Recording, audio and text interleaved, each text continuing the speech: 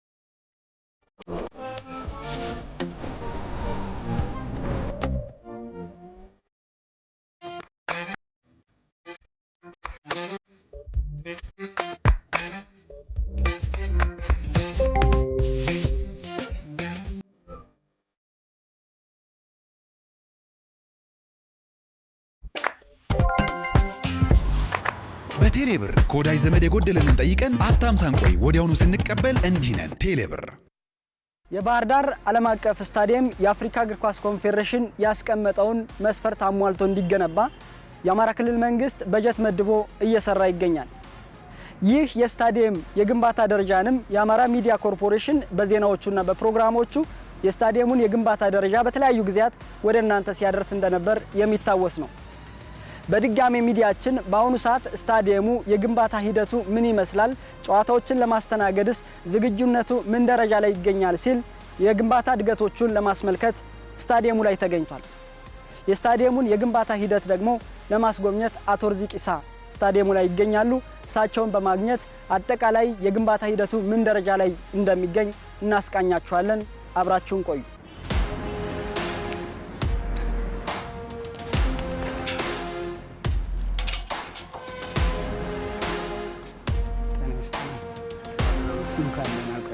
አቶ ርዚቅ አሁን የምንገኝበት ከአሁን በፊት እዚህ ስታዲየም ላይ ጨዋታዎች ሲደረጉ ያልነበረ ነገር ነው። ከሱ በማብራራት እንጀምር።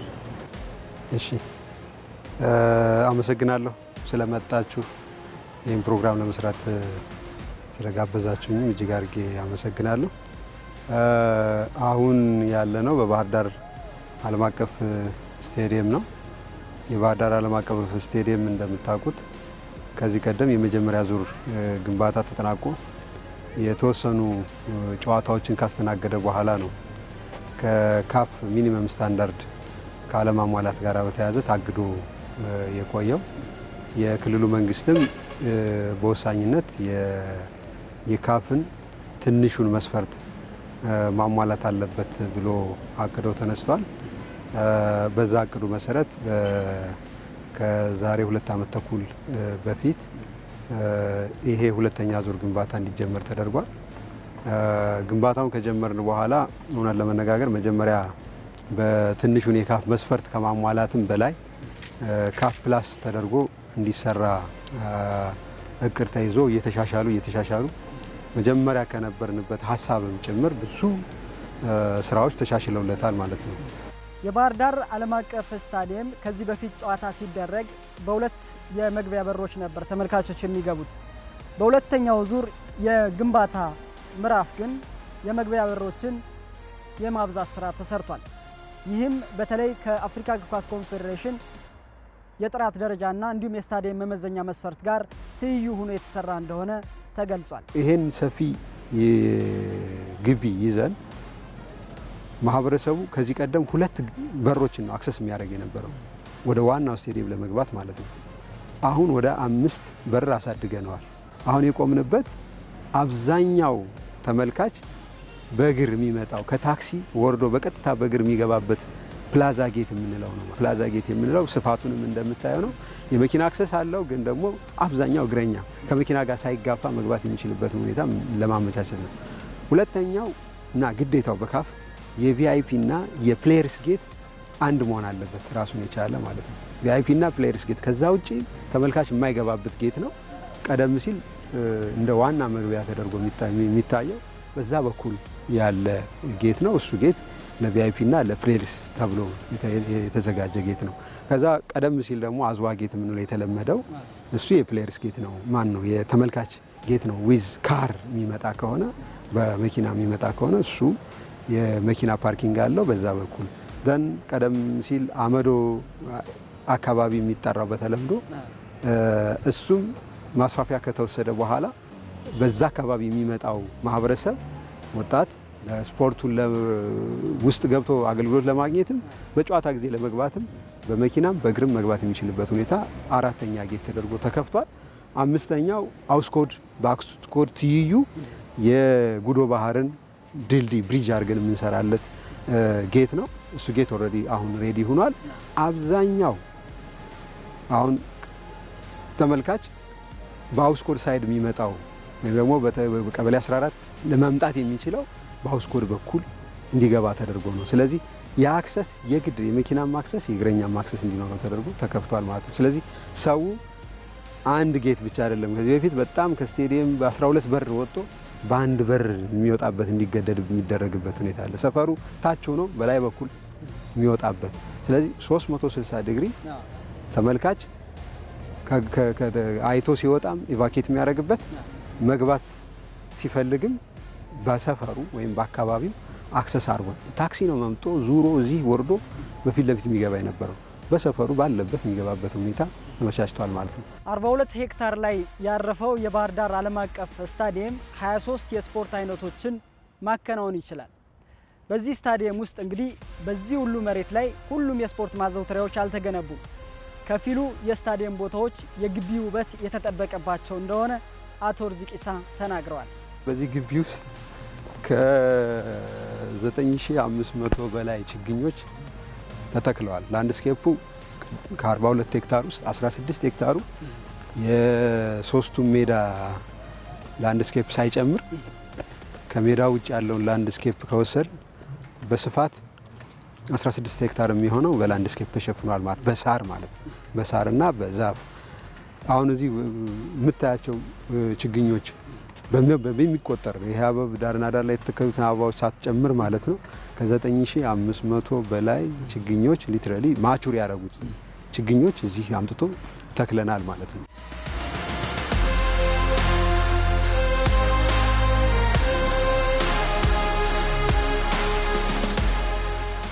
ስቴዲየም ሲባል አትሌቲክስ ይረሳል፣ ሌሎች ስፖርቶች ይረሳሉ እና ከስቴዲየም ጋር አብዛኛው ከእግር ኳስ ጋር የሚያያዙትን ጉዳዮች ብቻ ነው ሞር ፎከስ የሚያደርገው ሰው። በእኛ ሁኔታ ግን በዚህ ስቴዲየም ውስጥ 23 ስፖርቶችን በአንድ ጊዜ በስቴዲየሙ መሀል ለመሀል ያለው ዙሪያ 360 ዲግሪ የተነጠፈው አስፋልት የዙር ሲገጥም 2 ኪሎ ሜትር ነው እና የብስክሌት ሌን ነው ማለት ነው። ብስክሌት ውድድር ማካሄድ ትችላለህ። አትሌቲክስን ማዕከል ያደረገ ስታንዳርድ ነው እያሟላን ያለ ነው። ብስክሌት ውድድር ማካሄድ የሚቻልበት ሁኔታ እንዲኖር አድርገን ነው እየሰራን ያለ ነው። የኦሎምፒክ ሳይት ሲምፑል አለን። የውሃ ዋና ውድድሮችን ማካሄድ የሚቻልበት ሃንድቦል፣ ቮሊቦል፣ ባስኬትቦል፣ ባድመንተን፣ ግራውንድ ቴኒስ፣ ሌሎቹን ስፖርቶች ኢንዶር የሚባሉትን ስፖርቶች ጨምሮ ማከናወን የሚቻልበት ሁኔታ ተፈጥሯል ማለት ነው። ይሄ ቴብል ቴኒስ እና በአነስተኛ ሜዳዎች ማከናወን የሚቻልበትና በጣም በቀላሉ ማከናወን የሚቻልበት ሁኔታ አለ። 23 ስፖርቶችን አት ኤ ታይም ማካሄድ የሚችል ግቢ አድርገነዋል ማለት ነው። ሽልማቶች የሚበረከትበት እኔ ሴሌብሪቲ የሚደረግበት ለማመቻቸት ታስቦ የተዘጋጀ እንደሆነ ይወሰድ። እንደገና ቢዝነስ እናርገው ኮመርሻል እናርገው ከተባለ ደግሞ ወጣ ያለ የሙዚቃ ፌስቲቫል ሲኖር፣ የባህል ፌስቲቫል ሲኖር አነስተኛ ቁጥር ያላቸው ከ750 እስከ 1000 ቁጥር ያላቸው ሰዎች ወይም ሰርግን ጨምሮ ሲኖር እዚህ ማከናወን የሚችልበት ሁኔታና ቢዝነስ የሚሆንበት ሁኔታ ማመቻቸት እንዲቻል ተደርጎ የተዘጋጀ ነው። ይህ የቆምኩበት አካባቢ በባህር ዳር ዓለም አቀፍ ስታዲየም ውስጥ የመኪና ማቆሚያ ወይንም ፓርኪንግ ነው። ይህ የመኪና ማቆሚያ በአንድ ጊዜ ከ1200 በላይ መኪኖችን በተለያዩ የስታዲየም ክፍሎች ማቆም ይችላል።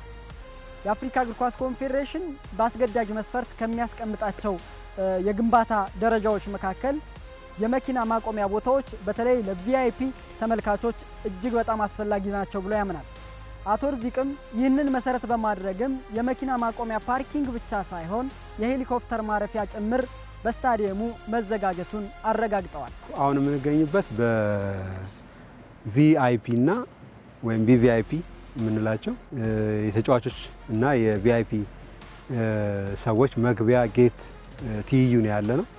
አሁን የምንገኝበት ደግሞ እነሱን ማዕከል አድርጎ የሄሊፓድ የሄሊኮፕተር ፓድ ያለበት በቀኝ በኩል የሄሊኮፕተር ፓድ ያለበት ነው። በግራ በኩል ደግሞ የመኪኖች ፓርኪንግ ያለበት ነው ማለት ነው። ይሄ ከካፍና ከፊፋ ስታንዳርድ አኳያ በተለይ የመኪና ፓርኪንግ ግዴታ ነው። የሄሊኮፕተር ማረፊያ ግን ግዴታ አይደለም። ከፍተኛ አመራሮች ጨዋታ መመልከት ቢፈልጉ የካፍ ኦፊሻሎች ሊሆን ይችላሉ፣ የመንግስት አመራሮች ሊሆን ይችላሉ፣ የክልሉ ፕሬዚዳንት፣ የሀገሪቱ ጠቅላይ ሚኒስትር፣ የሀገሪቱ ፕሬዚዳንት መምጣት የሚችሉበት ሁኔታ ቢፈለግና ሜዳ እዚህ ገብተው መከታተል ጨዋታ ቢፈለግ ወይም ገስት ብታረጋቸው ኢዚሊ በሄሊኮፕተር መጥተው ማረፍ የሚችሉበትን እድል ይፈጥራል። ለቪአይፒ ነው ብለህ የሚሸጣቸው ወንበሮች በሙሉ መኪና ይዘው ቢመጡ የግድ ፓርኪንግ ሊኖርህ ይገባል ነው ከስታንዳርድ አኳያ። በዛ ስታንዳርድ እኛ ይህን አዘጋጅተናል። ኦልሞስት በግቢው ውስጥ እዚህ ወደ 900 እስከ 1000 የሚደርስ መኪና ፓርክ ማድረግ ይችላል ፊት ለፊት ለቪአይፒ። በጀርባ በኩል ደግሞ ተጨማሪ እስከ 300 እስከ 200 ከ200 እስከ 300 የሚሆኑ መኪኖች ፓርክ ማድረግ ይቻላል በጂሙ ሳይድ ማለት ነው።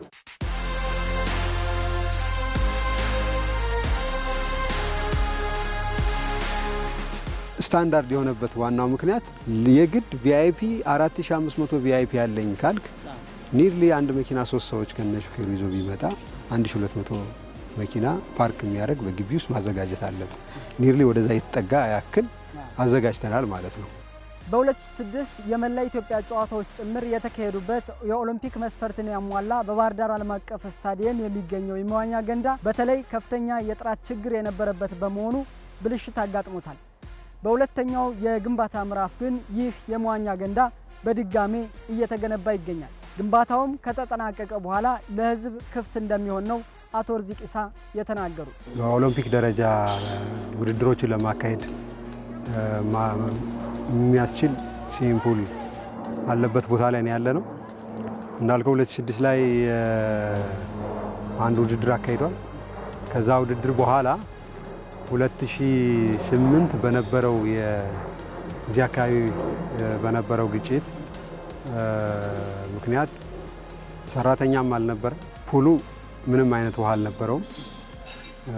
ከዛ በኋላ ክረምት ገባ፣ አንስቴብል ስለነበረ እዛ ከፍተኛ ዝናብ አለ። የባህር ዳር መሬት ሁላችንም እንደምናውቀው የትም ቦታ ወተር ቴብሉ ቅርብ ነው። እዛ ላይ ዝናብ ሲዘንብ ሰርፌስ ላይ ውሃው የመቆየት እድሉ ሰፊ ነው። ይሄ ደግሞ አብሶ እዚህ አካባቢ ጉዶ ባህር አለ፣ የዛ ባህር ኦቨርፍሎ አለ። እሱ ተጨምሮበት ከከተማ የሚመጣ ጎርፍ አለ። እሱን ተጨምሮ እዚህ አካባቢ ያለውን ስዊሚንግ ፑል ከፍተኛ ውሃ ስላለ አፕሊፍት አረገው ማለት ነው። አፕሊፍት አረገው። ውሃው በሂደት ካነሳው በኋላ በሂደት ወደ መሬት ሲሰርግ ሲቀመጥ ስዊሚንግ ፑሉ ከላይ ተቀምጦ ስለነበረ ማለት ነው ኢንጂነሪንግ ሶሉሽን ስላልተሰጠው ከሁለት ተሰበረ ማለት ነው። ውሃ መቋጠር አይችልም። ለረጅም ጊዜ ውሃ መያዝ የሚችል ስላልሆነ እንደገና እኛ ከመጣም በኋላ ስዊሚንግ ፑሉ ኤክስካቬት ተደርጎ ወጦ በአዲስ እንደ አዲስ ተሰራ። ከዛ በኋላም የተወሰነ መጠነኛ ችግር በአንድ ሳይድ በኩል ገጥሞት ነበር። እሱንም እንደገና ሪፔር ተደረገ። ለሁለተኛ ጊዜ ሲሰራ ግን በተቻለ መጠን አንከር የሚያደርጉ ከታች ፓይሎች አሉ በደንብ ወጥረው የሚይዙ ማለት ነው። ኦልሞስት ወደ 20 ምናምን ወደ 28 የሚሆኑ ፓይሎች ከውስጥ ተቀብረውለት ከአለቱ ጋር በደንብ ተያይዞ በደንብ ወጥሮ እንዲይዘው ተደርጎ የፈለገውን ውሃ ኦቨርፍሎ ቢያደርግ እንትኑን ስዊሚንግ ፑሉን ሊያነሳው በማይችል ደረጃ ክብደትም ተሰጥቶታል። እንደገና አንከርም ተደርጓል። አለቱን አግኝቶ ማለት ነው ከስር ተሰርቷል። ሆፕፉሊ ከዚህ በኋላ እንደዚህ አይነት ችግር ይገጥማል ተብሎ አይገመትም። አሁን ባለው ሁኔታ ቴስት ተደርጓል። ውሃ ተሞልቶ ቴስት ተደርጓል። አንድ ክረምትም ታይቷል። እዚህ ክረምት ኦቨርፍሎም አድርጓል። ባዶ ተደርጎም ታይቷል። ቼክ ተደርጎ የዚህም ክረምት አልፏል። በዛ መሰረት አሁን ባለው ሁኔታ ያው የፊኒሺንግ ስራ እየተሰራ ነው፣ እያያችሁት ነው። የዳይቪንግ ቦርዱንም ይህን ካረጋገጥን በኋላ ነው 10 ሜትር ማክሲመም ዳይቪንግ ቦርድ እየተሰራ ነው። 7 ሜትር አለ፣ 5 ሜትር አለ በየደረጃው ማለት ነው። ጥልቀቱ 5 ሜትር ነው። የዚህ ስዊሚንግ ፑል ትልቁ ረዥሙ ማለት ነው። ወደዚህ እየቀረብክ ስትሄድ 2 ሜትር ከ20 ጭምር አለው ማለት ነው። ቲቺንግ ፑል ቀደም ሲል የተሰራው አለ፣ የመለማመጃ ፑሉ እሱን የመጠጋገን ስራ ካልሆነ በስተቀር ተጨማሪ ነገር አይፈልግም።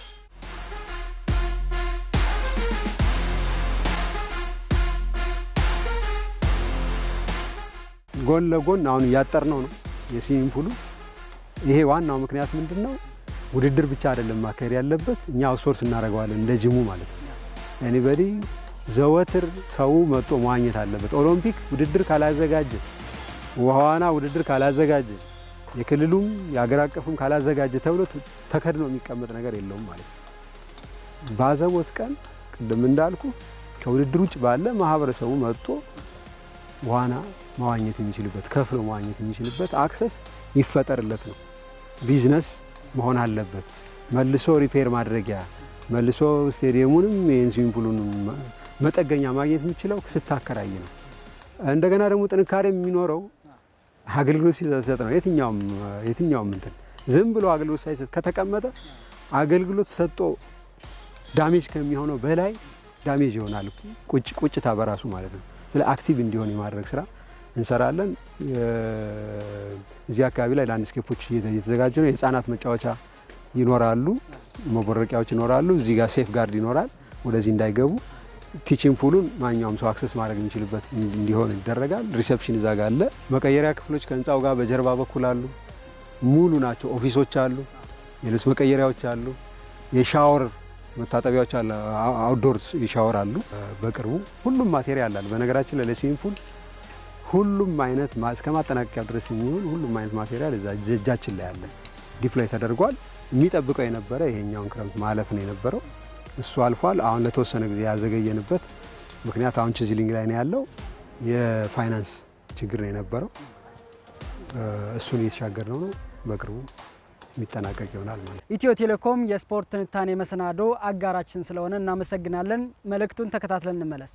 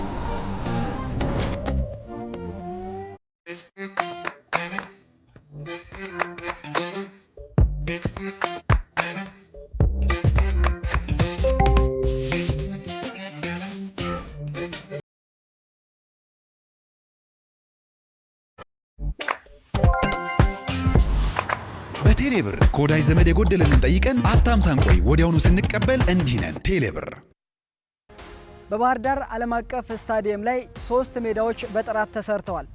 አንደኛው የዋናው ስታዲየም ሜዳ ሲሆን ሁለተኛው ደግሞ ሁለቱ የመለማመጃ ሜዳዎች ናቸው።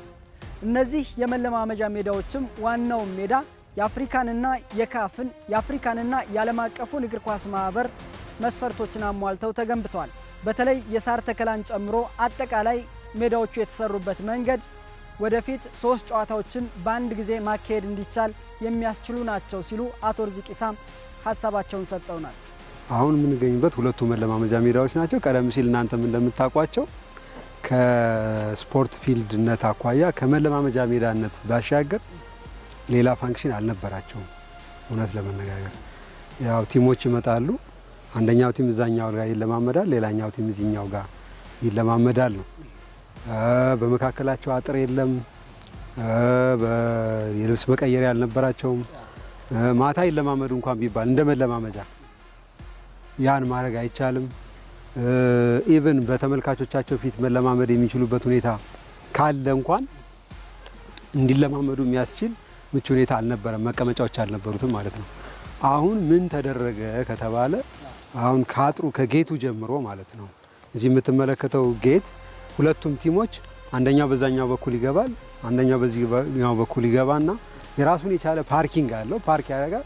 የራሱን የቻለ የልብስ መቀየሪያ ያለው እዛ ጋር ገብቶ ልብስ ይቀይራል ማለት እንደ መለማመጃ። ሁለተኛው ቲም እዛ ጋር ፓርኪንግ አለው።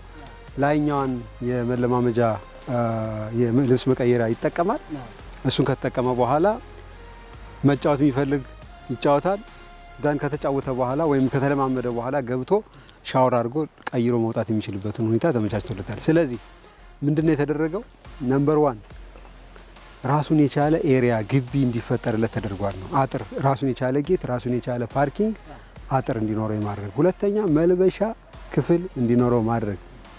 ትሬን ሲያደርግም ላበት ይኖረዋል። በነገራችን ላይ በልምምድ ወቅት ስዊት ያደርጋል። ማንኛውም ሰው ተለማምዶ ሻወር አድርጎ መውጣት መቻል አለበት፣ ልብስ ቀይሮ ማለት ነው። ማን ነው ልብስ መቀየሪያ አመቻችተንላቸዋል። ሶስተኛውና ዋናው ግን ፒቹን በመጀመሪያ በዋናው ስቴዲየም ልክ መሰራት መቻል አለበት። ለምሳሌ ይሄ ፒች የምትመለከተው ልክ ዋናው ስቴዲየም ፈርኒሽ በተደረገበት አግባብ ዘሩም የመጣው ከውጭ ነው። ኮንትራክተሩም የፊፋ ላይሰንስ ያለው ነው። የአጠቃላይ ስርዓቱ የኢሪጌሽን ስርዓቱ ስፕሪንክለሩ እንደምታየው ነው። ወጦ አጠጥቶ ከዛ በኋላ ሲጨርስ እንቅፋት በማይሆንበት ሁኔታ መግባት የሚችልበት ሁኔታ ፈርኒሽ ተደርጓል። ሜዳው በዚህ ደረጃ ተዘጋጅቷል ማለት ነው። እንደ ዋናው ሜዳ እንዲያውም አንዳንዶቹ ከዋናው ሜዳም የተሻለ ፈርኒሽንግ ነው ይሉታል። በአጋጣሚ የአሸዋና የአፈር ሚክስቸሩ የተለያየ ስለሆነ ማለት ነው። አራተኛውና ዋናው የማታ ማጫወቻ ፍለድ ላይቱ ነው። ፍለድ ላይት በመለማመጃ ቦታ ላይ አሁን ማንዳተሪ ነው። ምክንያቱም ማታ መለማመድ የሚፈልግ ይኖራል ማለት ነው። ማታ መለማመድ የሚፈልግ ይሄ 500 ላክስ አሁን ድሬዳዋ ላይ የሚበራውን ያክል ማለት ነው። ድሬዳዋ ስቴዲየም ላይ እየበራ ያለውን ይሄ ለዲኤስቲቪ ቀረጻም ለምንም ብዙ ባሬር ያልሆነ ከዛ ከፍ ቢል ይመረጣል። ለልምምድ ግን ፐርፌክት ነው። ይሄ ማታ 500 ላክስ እዚህ ጋር ይበራል ማለት ነው። ዋናው ስቴዲየም ኦልሞስት ከ1600 ላክስ በላይ ነው የሚበራው። ያ በጣም በተለየ መንገድ ዲኤስቲቪ ምንም ከርቀት ማስቀረጽ የሚችልበት ሁኔታ ተመቻችቶ ነው የተዘጋጀው። አምስተኛው የተመልካች መቀመጫ ጨምረንበታል። በፊት አልነበረም። እዛም ጋር የተመልካች መቀመጫ ጨምረናል፣ እዚህም ጋር የተመልካች መቀመጫ ጨምረናል። ብዙ ደጋፊ የሌላቸው መቻልን እና መድን እዚህ ጨዋታ ቢኖራቸው ከርቀት የሚመጣው ተመልካች በጣም ብዙ አይደለም፣ ደጋፊ ማለት ነው። እነዛ አነስተኛ ቁጥር ያለው ተመልካች ያለው ቲም በሚኖር ጊዜ ዋናውን ስቴዲየም መስጠት አይጠበቅብን። በ2000 ተመልካች እዚህ ልታጫውተው ትችላለህ። በ5000 ተመልካች እዛኛው ጋር ታጫውተው ትችላለህ። ችግር የለውም። ስለዚህ አንደኛው ቲም አንደኛው መቀየሪያ ይወስዳል፣ ሁለተኛው ቲም አንደኛው መቀየሪያ ይወስዳል። አንዱን ቲም እዚህ ጋር ማች ታደርጋለህ ማለት ነው። ችግር የለውም። ከመለማመጃነት ወጥቶ መደበኛ ጨዋታ ማካሄድ የሚችልበትን እድል እንዲፈጠር አድርገናል ማለት ነው።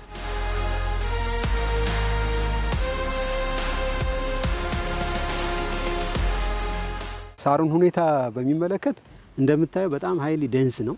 ፊፋ ላይሰንስ ያለው ነው መስራት ያለበት ሳሩን ነው። ፊፋ ላይሰንስ ከሌለው ላይሰንስ የመጀመሪያ ሜዳ ኤግዛማይን አይደረግም ነው።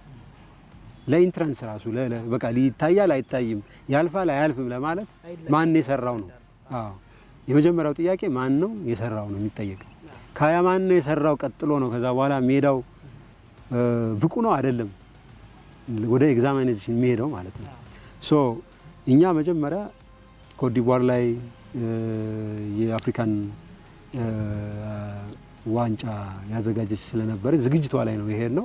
ኤክስፔሪንስ እዛ ሼር ለማድረግ ሄድን፣ ይዘን መጣን። አጋጣሚ እዛ ያሉት ሜዳዎች የሚሰራቸው ግሪጎሪ የሚባል የፈረንሳይ ካምፓኒ ነው።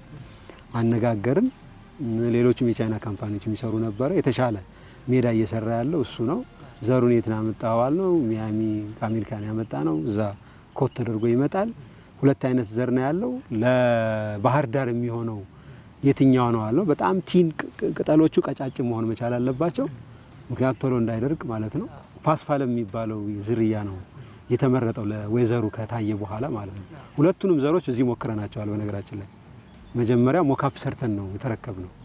ለሁለቱም ከሁለቱ የተሻለ እዚህ ጋር የመብቀል እድል ያለውና ረጅም ጊዜ የመቆየት እድል ያለው ፓስፋለም ቲን ቅጠል ያለው እና ረዣዥም እንትን ያለው ስር ያለው መሆን አለበት የሚል ምክር ሀሳብ መጣ።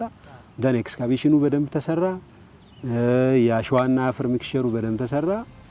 በጣም ምግብ ይፈልጋል፣ ግን የአሸዋ መጠኑ ማደግ አለበት። ስለዚህ የዋናው ሜዳ ለምሳሌ 45-55 ነው የአሸዋ መጠኑ። 45% አፈር ነው፣ 55% አሸዋ ነው። ይሄኛው ሜዳ 40-60 ነው፣ አሁን ያለንበት ሜዳ ማለት ነው። 60 በመቶ አሸዋ ነው፣ 40 በመቶ አፈር ነው። ያቺኛው ሜዳ 70-30 ነች። 30 በመቶ አፈር ነው፣ 70 በመቶ አሸዋ ነው።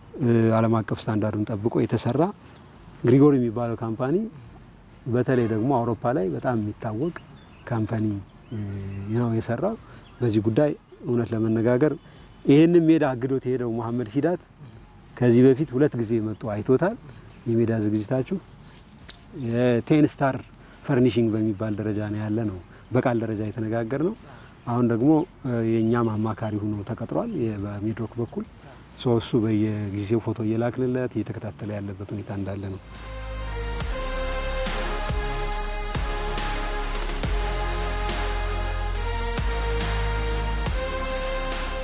ይሄ ማጫወት ይችላል ወይ ሬዲ ነው ወይ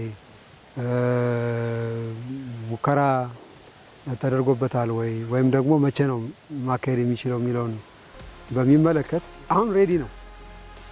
በነገራችን ላይ ሳር በተተከለ ከ4 ወር እስከ 6 ወር ሬዲ ነው። ይሄ ሳር እንደዚህ አይነት ሳር ፓስፋለም የሚባለው ሳር ማለት ነው። ይሄ ደግሞ ከተተከለ ኦልሞስት አመት እየሆነው ነው። ይሄ ሳር በጣም እጅግ በጣም ጥንቃቄ የሚፈልግ ነው። በጣም የአይንን ትኩረት እዚህ ጋር አይንን መንቀል የለብንም። ሁሉንም ሜዳ በአንድ ያላዘጋጅናቸው ለእኛ ራሱ አንደኛው ሜዳ ወደ ሁለተኛው ሜዳ እስከምንሸጋገር ድረስ ጠብቀን አበቃቀሉን አይተን ሁኔታውን አይተን ነው የአሸዋና የአፈር ሚክስቸሩ ተመቸው አልተመቸውም ብለን። በባህር ዳር ዓለም አቀፍ ስታዲየም ዋናው በር ከዚህ በፊት ተጫዋቾች እንዲሁም ደግሞ የቪአይፒ መግቢያ ነበር። ይህ መግቢያ ግን በመጀመሪያው ዙር ግንባታ ላይ በዚህ ሁኔታ አልነበረም የተገነባው። ከዚህ መግቢያ በር ወደ ውስጥ ተዘልቆ ሲገባ የተጫዋቾች፣ የዳኞች፣ የኳስ አመላላሽ ክፍሎችን ጨምሮ ሌሎችም አዳዲስ የግንባታ ሂደቶች ውስጡ ላይ መከናወናቸው ተገልጿል። በተለይ ካሁን በፊት ያልነበረ የሊፍት ወይም የአሳንሰር ገጠማም ተከናውኗል።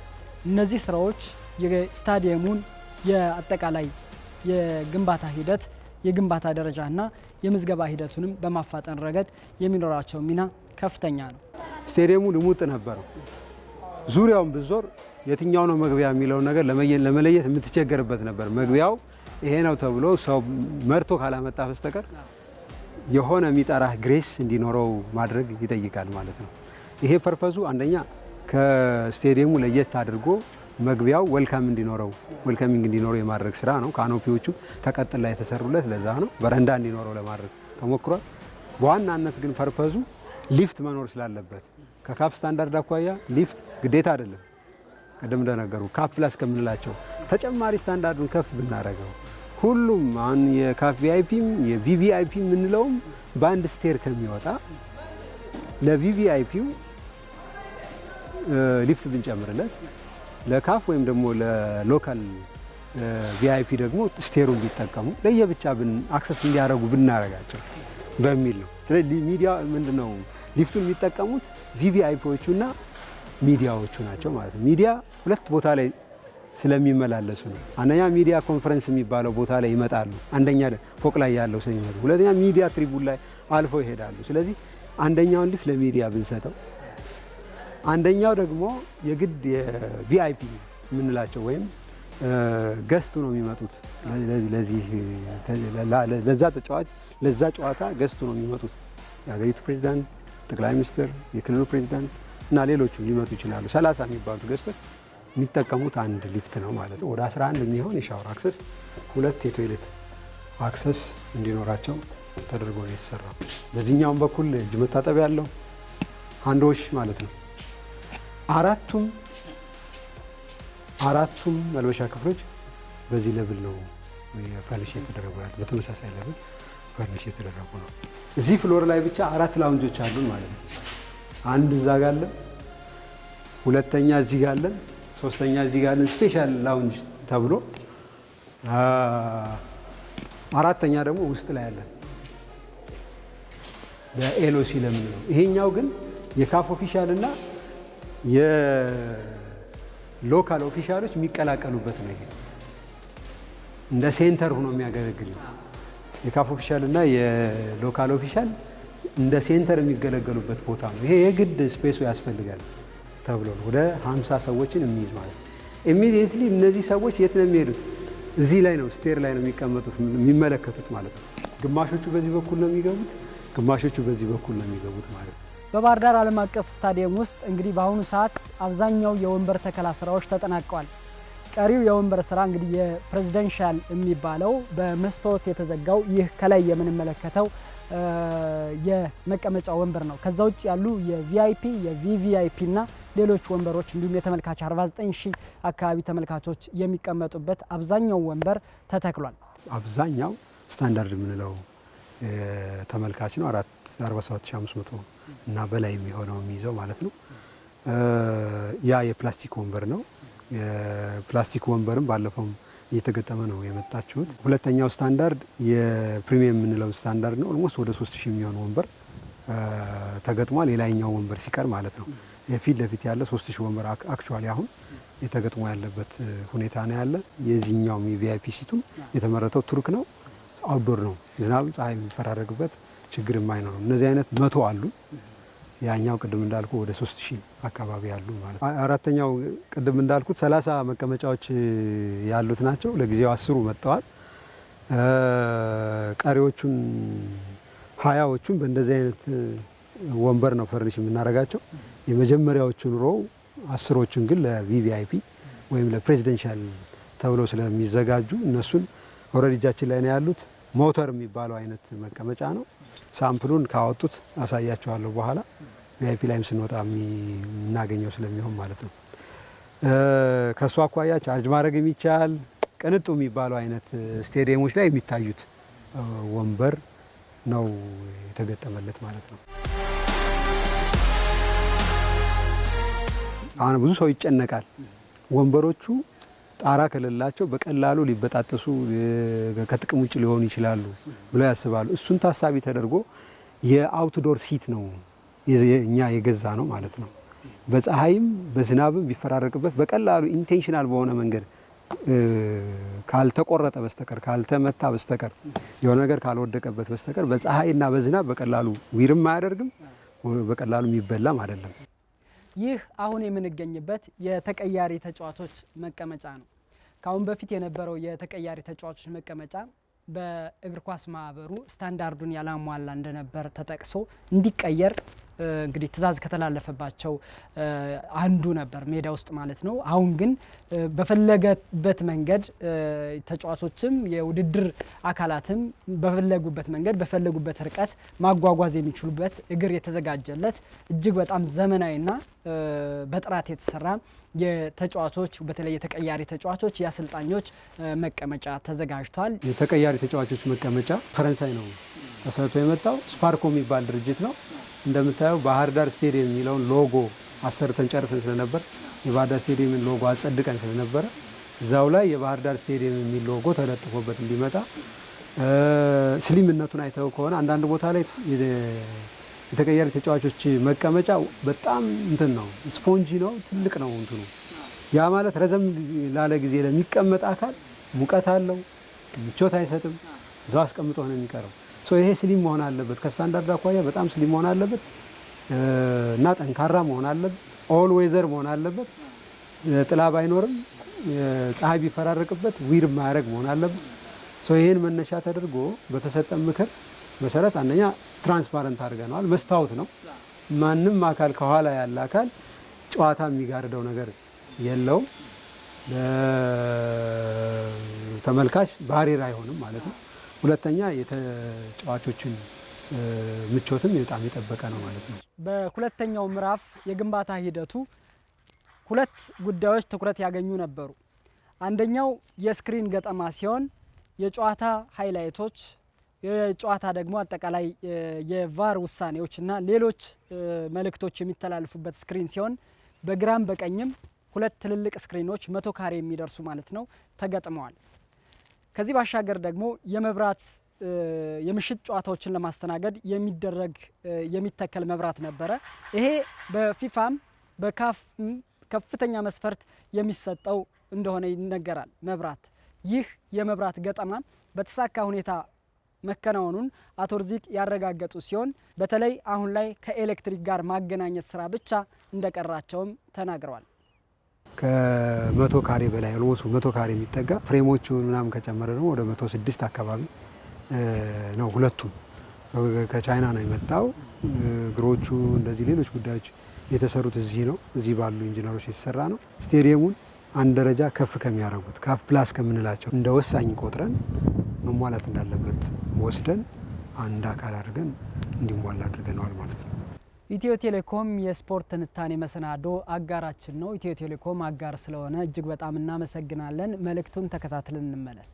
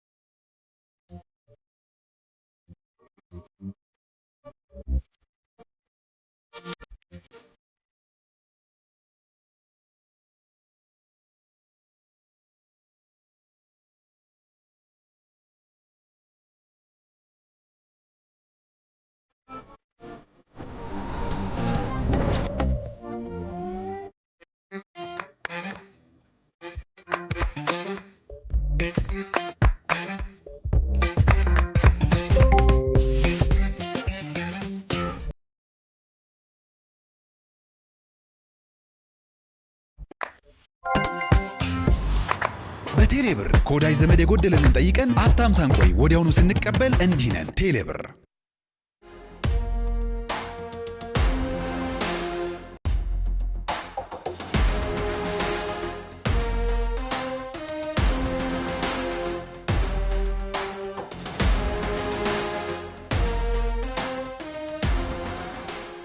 እንደምታዩት ምርቱ የመጣው ፖሉ ከቻይና ነው ተመርቶ የመጣው። መብራቶቹ ደግሞ ከጣሊያን ነው ተመርተው የመጡት። ይሄ ኦልሞስት 1500 ኪሎ ግራም ነው የሚመዝነው። እስከ 1600 ላክስ ማብራት የሚችልበት ሁኔታ አለ። በሚኒመም የሚፈለገው 1200 ነው። የሚቀረን መብራት ማገናኘትና መብራት ወደ ሜዳው ማብራት ብቻ ነው የሚቀረው ማለት ነው። ይሄን የሚመጥን ኬብል ስበናል። ይሄን የሚመጥን ጊር ቦክሶች አዘጋጅተናል። ይሄን የሚመጥን ትራንስፈርመር እና ጄኔሬተር፣ ትራንስፈርመሩ መብራት ቢቆራረጥ ይህንን ፓወር ሊሰጥ የሚችል ጄኔሬተር፣ 2 ጄኔሬተር አስገብተናል። አሁን ኢንስቶል አድርገን ጨርሰናል። ኦልሞስት የምታያቸው ኬብሎቹ ተስበዋል። ጊርቦክሶቹን ማስቀመጥና ኮኔክት ማድረግ ብቻ ነው የሚቀረው። በ2018 ጨዋታዎችን ለማስተናገድ በምን ደረጃ ላይ ይገኛል የሚለውን ጥያቄም ጠይቀናል። አቶ ርዚቅ በተለይ ይህ ስታዲየም አስፈላጊው የፋይናንስ ሁኔታዎች ከተሟሉለት በቀጣዮቹ ወራት በፍጥነት ተጠናቆ ጨዋታዎችን ማስተናገድ ይችላል ብለዋል። የምንመለከተውን ሜዳ ጨምሮ ሁሉም ነገሮች ዝግጁ ናቸው። ቀሪ ስራዎች በውስጥ የስታዲየም ክፍሎች የሚገኙ የመጨረሻ የግንባታ ምዕራፎች ብቻ መሆናቸውንም አንስተዋል። ሜዳው ዝግጁ ነው። የመልበሻ ክፍሎቹ ዝግጁ ናቸው። የሎከሮቹ፣ የልብስ መቀየሪያዎቹ፣ የሻወር፣ የቶይሌቶችን አይታችኋል። ሊፍቶቹ ተገጥመዋል አይታችኋል። የቪአይፒ የቪቪአይፒ መግቢያ ፓርኪንግ እና ሌሎች ጉዳዮች በሙሉ አልቀዋል። የተመልካች መቀመጫዎቹ አልቀዋል። የማታ ማጫወቻውም ከሳምንት በኋላ በእርግጠኝነት መብራት ማግኘት የሚችልበት ሁኔታ አለ። ስክሪኑም በተመሳሳይ ያለበትን ደረጃ አይታችኋል። ምንድነው የሚቀረው? 2018 ጨዋታ ለማጫወት ከተባለ መጠነኛ መጠነኛ የፊኒሺንግ ስራዎች ናቸው የሚቀሩት ማለት ነው። ኒርሊ አሁን የፋይናንስ ችግር ገጥሞናል፣ ቅድም ብያቸዋለሁ። ከፋይናንስ ችግር ከተፈታ ከ3 ወር ያልዘለለ ስራ ነው አሁን በእጃችን ላይ ያለው ማለት ነው። ግን ፋይናንስ ማተርስ ቅድም እንዳልኩት ሁሉም ሰብ ኮንትራክተር ክፍያ ይጠብቃል። ኮንትራክተሩ ከሰብ ኮንትራክተር የቀጠራቸው ኮንትራክተሩ ይጠብቃል። እሱ የሚወስነው ክፍያው ሆኖ ግን አሁን የቀረው ስራ እናንተም ባይናችሁ ያያችሁት ስለሆነ ይሄ ፌል የሚያደርገው ሳሩ የማያጫውት ከሆነ ነው። ይሄ ፌል የሚያደርገው ሻወር የማያስወስድ ከሆነ ነው። ልብስ መቀየር የማይቻል ከሆነ ነው። ትሬን ፊልዶች የማይሰሩ ከሆነ ነው። የማታ ማጫወታ ኦን ማድረግ የማይቻል ከሆነ ነው። ሶ ፕሮባብሊ ከሳምንታት በኋላ እነዚህ ሁኔታዎች በሙሉ ተመልሳችሁ ብትመጡ ተገጣጥሞ የምታገኛቸው ናቸው። ሆፕፉሊ 2018 ናሽናል ቲሙም ይምጣ፣ አካባቢያችን ላይ ያሉ ክልል ላይ ያሉ ክለቦችም ስላስመዘገቡት ማለት ነው ብሔራዊ ምንድነው ፕሪሚየር ሊጉም ይምጣ። እዚህ ማካሄድ መከናወን የምንችልበት ብቁ ስቴጅ ላይ እንደሆን ላረጋግጥላችሁ እወዳለሁ። ከቦታ መረጣና ማስከበር ጀምሮ የክልሉ መንግስት ለዚህ ስታዲየም ከፍተኛ ትኩረት መስጠቱን የገለጹት አቶ ርዚቅ ኢሳም በተለይ አስፈላጊውን በጀት በመመደብ በተለያዩ የግንባታ ምዕራፎች ይህንን ስታዲየም እያስገነባ መገኘቱ የሚደነቅ መሆኑን አንስተዋል። የስታዲየሙ የግንባታ ምዕራፍ ምናልባትም በሶስተኛው ዙር የጣሪያ ማልበስ ስራዎችን ጨምሮ ቀሪ ስራዎች እንደሚሰሩም ተስፋ እንዳላቸው አረጋግጠው አሁን በተሰራው ስራ ግን በተለይ ህዝብን የሚያኮራ ብሔራዊ ቡድናችን ደግሞ ከስደት የሚመልስ ስራ መሰራቱን አረጋግጠዋል። ይህንን ቦታ ከማዘጋጀት ጀምሮ ቀደም ሲል የነበረው ሊደርሺፕም የሚደነቅ ነው ማለት ነው። በሁለተኛ ደረጃ ደግሞ ዋተበር ያን ያህል ግዙፍ ስቴዲየም ገንብተህ ግዙፍ ኤሪያ ያለው ስቴዲየም ገንብተህ ፊፋ እና ካፍ የማይቀበለው ወይም ደግሞ ናሽናል ቲሙ የማይጫወትበት ክልላችን ላይ ያሉ ክለቦች የማይጫወቱበት ከሆነ ትርጉም የለውም። ሁለተኛው ላይ ደግሞ የተወሰደው ኮሚትመንት ኒርሊ ከ2 ቢሊዮን ብር በላይ ወጪ አውጥቶ ይሄ ስቴዲየም መጠናቀቅ አለበት። አብዛኛው ስራ የቀረው የኤሌክትሮሜካኒካል ስራ ነው፣ ወንበር ስራ ነው። የካፍና ፊፋ የሚጠይቃቸው ስታንዳርዶችን ነው ማሟላት የሚጠበቅብን። ስለዚህ በወሳኝነት ከጥላ ውጭ ያለው ይሰራ ብሎ መወሰኑ የክልሉ መንግስት ይህን ኮሚትመንት ወስዶ መስራቱ እጅግ በጣም የሚደነቅ ነው ማለት ነው። ለዛም ነው እኔ ሶስተኛውም ዙር የጥላውን ጉዳይ ሲነሳ ብዙ ሄስቴት አላረግም። ምክንያቱም የጊዜ ጉዳይ ካልሆነ በስተቀር በቅርቡ ይህንን ጉዳይ ዲሳይድ አድርጎ ወደ ውጤት ሊያመጣ የሚችል ሊደርሺፕ ያለበት እንደሆነ ባለሙሉ ተስፋ ነኝ።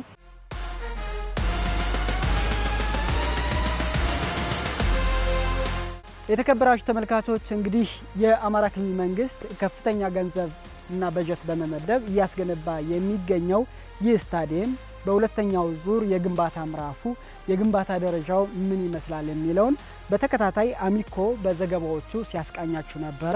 እንግዲህ በዛሬው ዕለትም የግንባታ ምዕራፉ ሁለተኛው ዙር ማለት ነው አሁን ምን ደረጃ ላይ ይገኛል የሚለውን ወደ እናንተ በስፖርት ትንታኔ መሰናዷችን አድርሰናል። ታሪኩ አይኔዋ ከመላ ስቱዲዮ ባለሙያዎች ጋር በመሆን ፕሮግራሙን በማዘጋጀት ወደ እናንተ አደረስኩ። አብራችሁን ስለነበራችሁ እናመሰግናለን። ጤና ይስጥልን።